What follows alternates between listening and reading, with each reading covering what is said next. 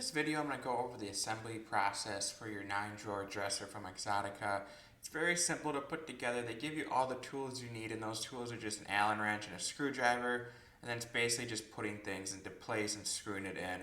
But here we can show you how it's done. So the first step is just getting that frame together, and this is just 2 screws across each of these shelves. So it's very simple to do. This took me about 5 minutes in all to get it together.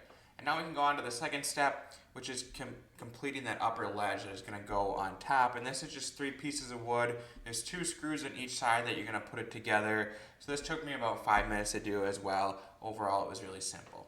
And now we can move on to the next step, which is getting your shelves and your frame put together with that ledge. So all you have to do is literally set this on top, and you're going to screw in 8 screws. It's going to be 2, 2, 2, and 2.